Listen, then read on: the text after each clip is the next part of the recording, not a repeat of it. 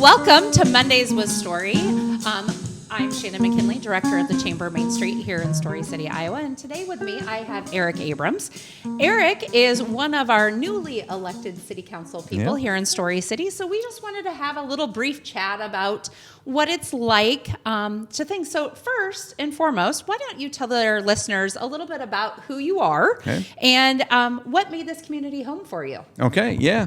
So I'm Eric Abrams. Originally from Story City, so some people may know me. Grew up on the corner of Penn and 8th here in town. Moved to Ames for about 35 years, and about a year and a half ago, moved back to town. So just a little bit about me, then I'll get back to how we ended up back here, right? So I spent, my wife, Amy, we both own, she really runs the operation. She's the kind of the brains behind it. We own Duckworth Waring in the Loft and Ames and Ankeny. So that's something we've been doing since '06. But for me personally, I worked at Iowa DOT for 30 years, from 1990 to 2020. I actually quit my job at Iowa DOT at the age of 50, right before COVID. So if you can blame me for that if you want, right? I told my boss when I left, what's the worst that can happen, right? Well, okay. Okay, now I do know who to blame for that. Well, anyway. So, but at the same time, while working at Iowa DOT and having the store, Amy and I having the store, I also had some other side businesses in there. I always happened to have multiple businesses. So I had an internet development company, and I made cheesecakes for a while, did things like that. Yeah, I know. You like now baker. I just learned something new. I feel like I need a cheesecake now. So a couple years ago, we started looking around. We wanted to change locations, do something a little different. Our kids were out of the house. Our son and his wife live in Salt Lake, and they have 2 kids. And my daughter is just moving to town last week. Yes. So we thought, okay, we want to look for something a little different. Looked around Ames. No offense to Ames, but housing prices were pretty high for what we're looking for. We're trying to find a place where we didn't have neighbors right up against us and things like that. And we actually gave up trying to find a house. And we thought, we'll just stay here. And then my wife, she's going to hate it when I say this, but she was never going to move to Story City. She's actually from Radcliffe. And the reason why there was no grocery store. Well, now the grocery store was in the works in 2024. And so a house just happened to come up that kind of met most of our boxes, and that's what brought us back to Story City. So, hey, I know it was long-winded. It's a story, though. No, that is definitely a story. When we're talking about things with economic development and Chamber and Main Street, those are things that people do look for when they're looking for housing. Is your school systems? Do you have a grocery store? What churches are available? Those are things to check those boxes, definitely, and we see that frequently. So you are a prime example of those things that we always are continuing to look for when we're looking for new businesses to come to town. Right, and one of the things that really sold us too was the house is out closer to the interstate, and we have stores in Ankeny, and Amy was worried about the commute. Right, we were living in North Ames, and it was actually 5 minutes less to get to our stores in Ankeny from Story City than it was from North Ames, just because of the way you have to traverse through town and things like that. So that was also another factor of this. Maybe a few more miles, but it actually saves you 10 minutes a day during that commute. Yeah, and that's definitely beneficial when time is very precious to us, and mostly when you're running a business that you don't have enough hours in the day usually. So. Right, exactly. Well, we definitely welcome having you in Story City. I have enjoyed getting to know your family in the last year and a half. So as that has happened, Eric started by volunteering with the Chamber of Main Street and sat on our board, but the opportunity to run for city council happened. And so can you just kind of tell us the thought process of why you decided to do that? Yeah, so the thought process it's pretty simple. I've always wanted to do something like that. I've been involved in the city of Ames with different boards and commissions with the city, been involved with like Good Neighbor Emergency Assistance and other things in Ames, and I always wanted to do something like this. And moving to town really kind of opened my eyes, because I kind of looked at giving back, because growing up here, this town actually made me what I am, right? And 35 years later, it's like I have an opportunity to take the stuff that not just I learned growing up here, but professionally, and then bring that back and make the community a better place. And I thought, what a better way to do it than city council. When I moved to town, I had no inkling of doing it. And then once I got involved and I saw a lot of the great things happening and the vibe in town and things like that, I'm like, I think I can take what I know and what I've learned over the years and maybe help the city move to that next level. Yep. That is a great plug for sure on why to run when you want to make your community a better place to live, work, and play. So now that you're officially sworn in, I think you've done, 3 council meetings now? 3 council meetings. 3 council meetings, yeah. At times flies when you're having fun. Yep. Is there one thing or issue or goal that you're like really passionate about of maybe moving the needle here in Story City? So I think for me, there's 2 things. I'm going to start with the more difficult one, and that's housing. In my opinion, there's a lack of not just affordable housing, but a lack of housing for people to move up through. And that's one thing, we bought a house in town, but my daughter and her husband looking for a place in town. She's actually teaches at the kindergarten at Roland Story, and he works for Key Co-op. Yep. And for them watching them go through the journey and trying to find a home in central Iowa, it was tough. And they ended up in Story City. They found a place, but there is a lack of housing. And how do you get that going? Do you do subdivisions? Do you do, what? I don't know what the answer is, but there definitely is. There has to be some way to increase some housing for that. So that's number one. The other thing, I think the park system that you have here is really good. And I've mentioned in a couple meetings, council meetings, that I'm a big believer in connectivity. So you have this great little trail system going on in town, and how do we connect that up with the rest of the community so it's bike-friendly, people-friendly? How can somebody walk from like downtown area and make it to like Fairwares and back, that type of thing? Yeah. So what does that connectivity look like? Where are our gaps in connectivity? And then you can really look future. Like eventually, we'll all have our own little self-driving little mini cars and stuff. And maybe those little trail systems become the conduit to move people back and forth like golf carts kind of do today. Right. Yeah. So. That definitely is. Biking is definitely a big thing in Iowa. It is. The biking industry. I actually just was at a meeting a few weeks back, and it was all about how many riders come. RAGBRAI is huge in our state, but I think there was like 20,000 residents that biking is like their primary activity that they like to do, and that's a big market of people. Sure it is. Well, even if you look at like going to school and back, right? Yeah. I haven't really paid attention to how many kids are like walking or riding their bike to the elementary school, but it really be nice connectivity wise if we can get the kids on a safe side street instead of being on the street, that type of thing. Yeah, right? Yeah, definitely. So talking about things like that is, when you're looking at what does a strong, thriving community look like, what is that to you? Like, what are those attributes or things that the communities needs to have that you would say strong and thriving? I think we talked a little bit about housing, but are there other things that you think of that come to mind? Yeah, diverse businesses, right? So diverse of manufacturing, more like mom and pop retail and things like that, service industries. And what I've seen like in this town is you have a lot of service industries, right? And I know retail with our stores and stuff like that, and retail's hard, right? Retail is hard. It's hard. Back when I grew up here, I'm going to go back in the day here. Back in the day, when we moved to town in the early 70s, it was like, okay, you had a couple shoe stores downtown, clothing stores, you had things like that, and those evaporated over time. And it's very hard for people to make a living doing that. So how do you entice or how do you bring those types of, things back into towns like this? And I also think that having a really good restaurant scene and bar scene even is key for things for people to do. And I look at towns like, Radcliffe, they have that really good restaurant up there. Yep. We're getting some vibe here going with some things in town.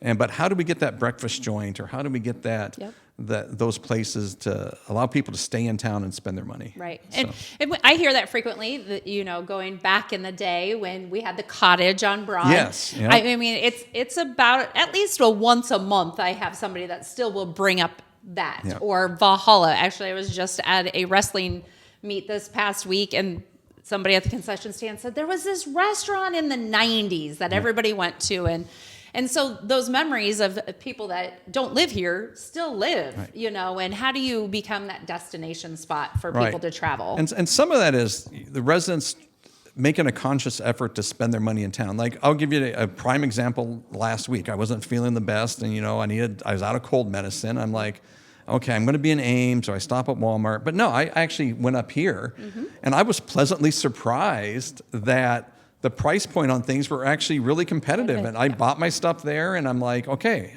I need to keep reminding myself to, wherever I can, spend the dollars in town that you can.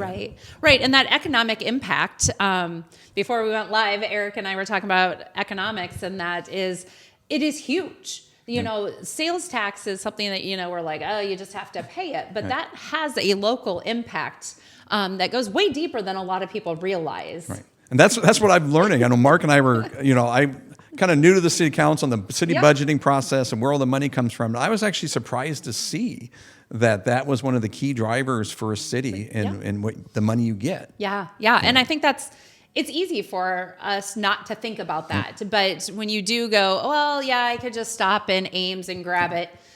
I mean, yeah, that's great. It helps Ames. Right. But if you did the same thing in Story City, what that impact has on your neighbors and your community that you live in. It has a lot of impact. I look at our stores that we have, and if people buy all their clothes online, we don't have a business, and we're not employing then 60-some people in town, right? People aren't buying houses and things like that. So it's very important to keep money local. Yeah. So talking about things, we live in a community that, is population just over 3,300. And we've kind of stayed in that ballpark for a while, and which is great. So we're maintaining. Housing is one of those things for sure. But we live in a world now that, you have a lot of things that people like to go to, maybe a Facebook or a public platform to say things. So if somebody in the community is listening and they're like, I'd really like our city council to know about XYZ, or I feel, what are the best ways for community members to get their voice heard on the right platform? Well, I don't know if there's a right platform. That's the thing, right? Right. I love it when people post things like on the Story City People page or things like that. I know some people look at it negative, positive, right? I look at it as that's a way to either, when something comes up, to either try to correct the record, right? Professionally, of course, or note it and say, maybe there is a problem and something's out there. Also, get with the city council. If you go to the Story City webpage, everyone has their email address. We have our Story City email address and stuff. You can just email me.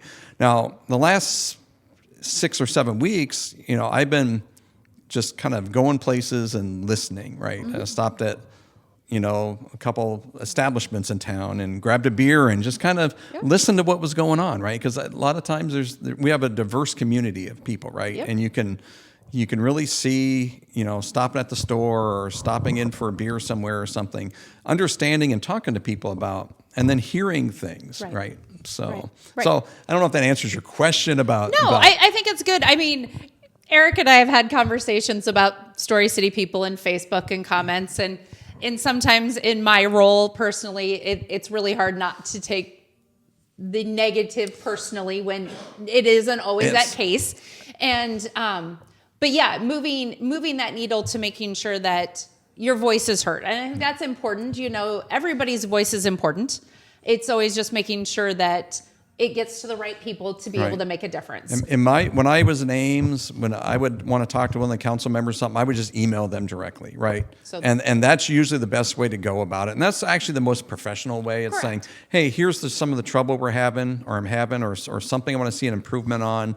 That way you can create that one-on-one dialogue so, the person that's helping guide the city can make the correct and proper judgment call, right? And sometimes you don't know what you don't know. And that's the other thing. You can't assume that your city council representatives or your mayor see what you're seeing. Right. You're not at every place at 24 hours a day, 7 days a week. So it is great to communicate if there is something that you're seeing or you think would be beneficial for the community. So kind of going off of that, balancing, moving our needle, moving forward for the future, but also staying true to what Story City is already a special place. how do you balance that on keeping tradition alive, but also making sure that we are economically future driven for our community for the next 25 years? Well, I think that's really the diversification of things, right? We got the economic, I was really surprised. I didn't know much about the economic development side of Story City until moving here.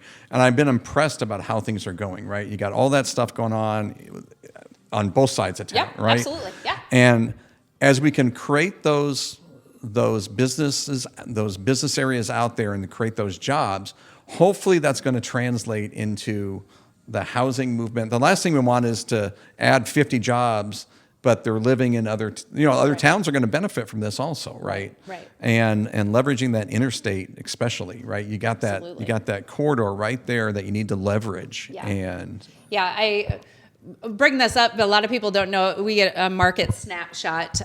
We're part of Main Street, Iowa, as a lot of you know, and so. Just a few years ago, the amount of people coming in to work versus the amount of people going out was only a difference of a handful. And I mean really a handful of number. We're now seeing that more in the hundreds of a difference because of the job creation that we have with our industries and that. So you are right on. People are coming into town to work and they're living outside of town. Yes, absolutely. So it is something that, a lot of people, when you live here, you don't realize that, you drive to Ames maybe to go to work, but there's somebody also driving into Story City to work for their income is that way. So it was interesting to see that, after a pandemic of those numbers really have changed. Right. And not every community is seeing that as a positive. So kudos to our community for sure on that way. And that should be a stat that we really embrace and look at and say, okay, well, is that how we want to be 15 years from now? Right. Or how do we make it so some of those people are living here and spending their dollars here? Correct. Well, I truly appreciate you being here with me today, Eric, but I'm going to give you the opportunity to give one final message that you would like to share with the community on anything. Well, you can do anything. I can do anything. You can do anything. Well, I think the advice I'm going to give is I really appreciate the opportunity that getting on the council and being involved with, only been here a year and a half, involved with Main Street. But I also want to say that really growing up here and then coming back, I feel right at home. Right? Never really left because I lived in Ames. My parents still lived here. They moved away about 9 years ago to Ames.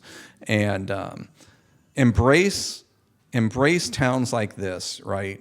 Growing up and things like that, because they make who you are, and embrace that and do the best you can with that, because that's really where it all comes from. And I'm happy to be back, and what I've learned over the years hopefully can help make this town a better place. So awesome. Well, thank you again, Eric, for being here today.